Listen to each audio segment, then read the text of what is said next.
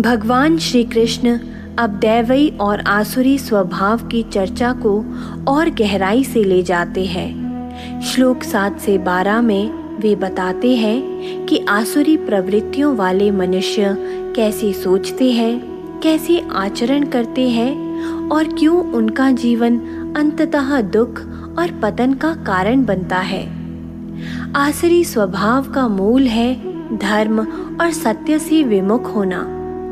ऐसे लोग मानते हैं कि जीवन केवल भोग और शक्ति का खेल है, कि इस संसार का कोई उच्च उद्देश्य नहीं है।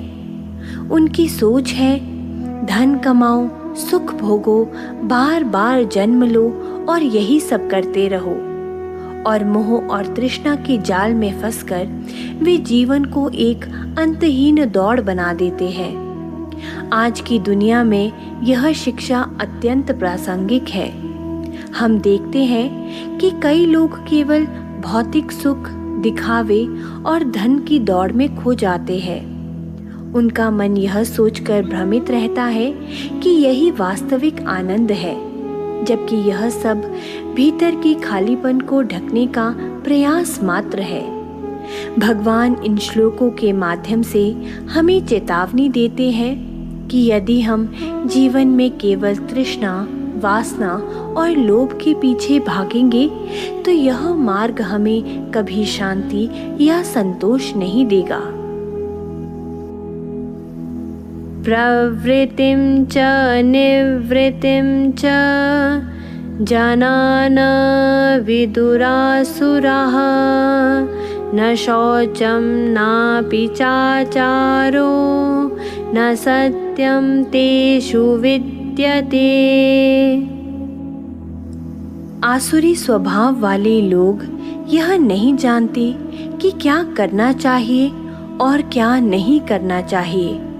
उनमें शुद्धता, आचरण और सत्य का अभाव होता है। यहाँ श्री कृष्ण कहते हैं आसुरी मनुष्य धर्म और अधर्म में भेद नहीं कर पाते। उनका जीवन बिना दिशा का होता है। न शौचम यानी उनके भीतर आंतरिक और बाह्य पवित्रता नहीं होती। न चारहा उनका आचरण अनुशासन और मर्यादा रहित होता है। न सत्यम उनके जीवन में सत्य का आधार ही नहीं होता। वेदांत कहता है सत्य, शौच और आचार ही आत्मिक विकास की नींव है। इसके बिना जीवन अराजक हो जाता है। अगर जीवन में प्रगति चाहते हो तो सत्य, शुद्धता और सही आचरण को आधार बनाइए। असत्यं प्रतिष्ठं ते जगदाहुरनीश्वरम् अपरस्पर संभूतं किमन्यत् कामहेतुकम्। आसुरी लोग कहते हैं कि यह जगत असत्य है, बिना आधार है, बिना ईश्वर के है, केवल पुरुष और स्त्री के संयोग से उत्पन्न हुआ है और इसका उद्देश्य केवल काम भोग है।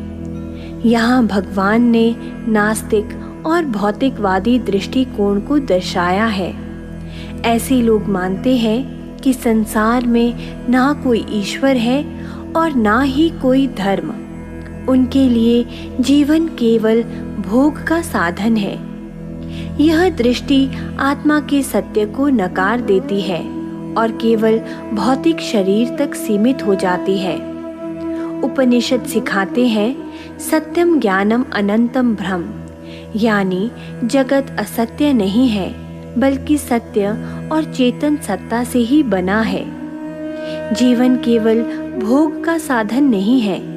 जब तक हम ईश्वर और आत्मा को ना माने तब तक जीवन अधूरा और अशांत रहेगा।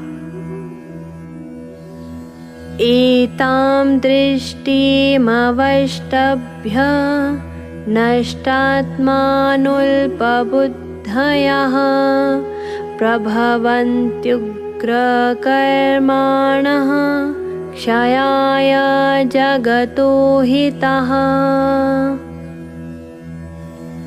ऐसी दृष्टि वाले लोग आत्मा से भटके हुए और अल्प बुद्धि होते हैं। वे हिंसक और विनाशकारी कर्म करते हैं और जगत के लिए अहितकारी बन जाते हैं। जो जीवन को केवल भोग और शक्ति का साधन मानते हैं, उनके भीतर से करुणा और धर्म समाप्त हो जाते हैं। नष्ट आत्मानः यानी वे आत्मा की सच्चाई से विमुख हो जाते हैं। उग्र कर्मणः उनके कर्म हिंसक, कठोर और समाज विनाशकारी होते हैं। इतिहास गवाह है, जब सभ्यताएं केवल भौतिकवाद पर टिकी तो वे स्वयं नष्ट हो गई। यह श्लोक हमें चेतावनी देता है कि यदि धर्म और आत्मा को भुला दिया तो समाज का पतन निश्चित है। हिंसा और स्वार्थ का मार्ग हमेशा विनाश की ओर ले जाता है। सच्चा विकास तभी है जब हम आत्मा और धर्म से जुड़े रहें। काममाश्रित्य दुष्पूरं दम्भमानमदान्वितः मोहाद् गृहीत्वा सद्ग्रहान् प्रवर्तन्ते शुचिव्रतः। वे लोग तृप्त न होने वाली वासना पर आधारित होते हैं, दंभ और घमंड से भरे होते हैं, मोह में पड़कर असत्य विचारों को पकड़ लेते हैं और अपवित्र आचरण करते हैं। कामाश्रित्य दुष्पुरम यानी वासना ऐसी है जो कभी पूरी नहीं होती। जितना अधिक भोगो उतना और बढ़े। दंभ, मान और मद यानी दिखावा, अहंकार और नशा उन्हें अंधा कर देता है। असद्ग्रहान वे असत्य और मिथ्या विचारों को ही पकड़कर चलते हैं। अशुचिव्रतः उनका जीवन पवित्रता से रहित हो जाता है। यहाँ संदेश स्पष्ट है, वासना और अहंकार मनुष्य को गिरावट की ओर ले जाती है। कभी भी वासना और अहंकार के पीछे मत भागो। सच्चा बल संयम और नम्रता में है। चिंतामपरिमेयां च प्रलयान्तामुपाश्रितः कामोपभोगपरमा एतावदिति निश्चितः। ऐसे लोग अनगिनत चिंताओं में पड़े रहते हैं, मृत्यु तक उनका पीछा नहीं छोड़ती। वे मानते हैं कि जीवन का उद्देश्य केवल वासनाओं की पूर्ति और भोग है। यहाँ भगवान मन की स्थिति बताते हैं। चिंताम परिमेयाम यानी ऐसे लोग चिंता के जाल में बंधे रहते हैं। प्रलया अनंताम मृत्यु तक भी उनकी तृष्णा और चिंता समाप्त नहीं होती। उनका जीवन केवल कामो उपभोग परमः यानी भोग और सुख सुविधा के इर्द गिर्द घूमता है। लेकिन जितना भोग बढ़ता है उतनी ही चिंता भी बढ़ती है। उपनिषद में कहा गया है, आत्मा का सुख भीतर है, बाहर नहीं। चिंताओं से मुक्त होना है तो भोग को लक्ष्य मत बनाओ, आत्मा को लक्ष्य बनाओ।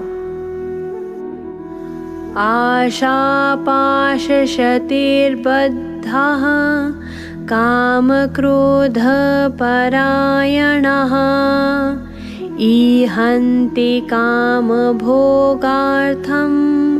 अन्यायेनार्थसञ्चयान्। वे लोग सैकड़ों आशाओं और इच्छाओं के बंधन में बंधे रहते हैं, काम और क्रोध में डूबे रहते हैं और अन्याय पूर्वक धन संपत्ति जुटाने में लगे रहते हैं। आशा पाश शतेः यानी सैकड़ों आशाओं का जाल उन्हें बांध लेता है। काम क्रोध परायणः उनका मन काम, वासना और क्रोध का दास बन जाता है। अन्यायेन अर्थ संचयान, वे धर्म और सत्य की प्रवाह किए बिना केवल धन एकत्र में लगे रहते हैं। यहाँ श्री कृष्ण दिखा रहे हैं कि कैसे आसुरी प्रवृत्ति मनुष्य को आशा, क्रोध और धन लालसा के चक्रव्यूह में फंसा देती है।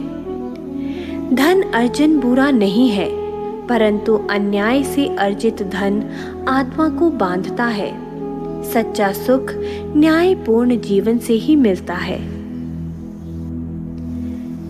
इन श्लोकों में भगवान ने स्पष्ट कर दिया है कि आसुरी प्रवृत्तियां हमें बार बार जन्म मरण के बंधन में डालती है। अहंकार, मोह और धन की असीम तृष्णा, ये सब आत्मा को बांधने वाली जंजीरें हैं। याद रखिए, भोग का मार्ग अंतहीन है। जितना अधिक भोगेंगे उतनी और भूख जागेगी।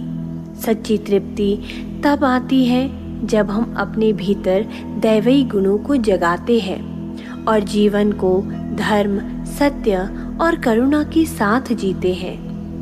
इसलिए हर श्रोता को यही संदेश है कि अपने जीवन का केंद्र केवल धन या भोग को ना बनाए।